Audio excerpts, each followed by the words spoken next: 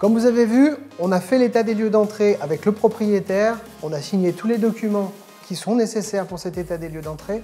Il y a des points importants à vérifier lors d'état des lieux d'entrée. Des points qui peuvent sembler anodins, mais qui sont toujours très importants à vérifier. Que ce soit le chauffage, l'électricité. Tout ça, il faut vraiment bien le contrôler. Maintenant que j'ai signé le bail avec le propriétaire pour ce nouvel appartement, je vais mettre différentes choses en place et surtout les abonnements que j'aurai besoin pour exploiter le bien. Les abonnements bien sûr électriques, de gaz si nécessaire, les abonnements internet. J'ai besoin également d'une assurance pour couvrir les dégâts sur cet appartement. Au niveau de l'abonnement internet, un abonnement assez simple avec quand même un débit important est toujours mieux pour les locataires, surtout dans le cas d'une location courte durée. Le Wi-Fi bien sûr, c'est ce que souvent les locataires et les clients vous demanderont à l'entrée dans l'appartement.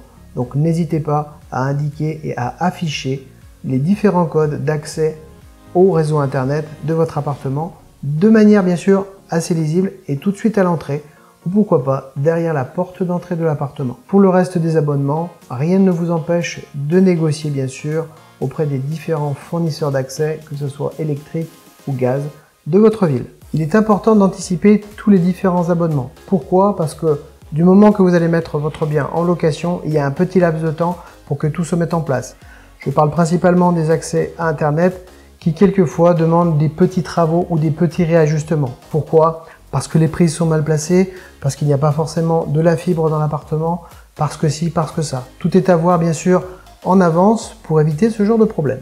La mise en place d'Internet est très importante parce qu'elle va vous aider aussi dans l'automatisation de vos entrées et sorties dans l'appartement.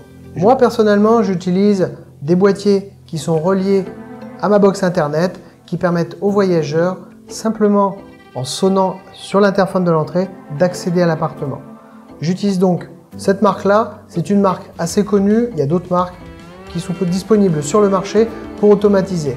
Dans mon cas, c'est assez simple, il suffit simplement de connecter le boîtier à l'interphone et celui-ci va servir de pont, puisque son nom c'est Bridge, à relier cette partie-là jusqu'à l'interphone par la base Internet.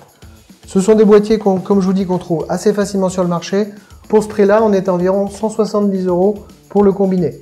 170 €, c'est très vite amorti parce que si vous prenez une entrée et une sortie en physique, c'est environ 15 € par entrée et par sortie. Faites vite le calcul, vous verrez que c'est vite rentabilisé quand vous mettez ce système en place.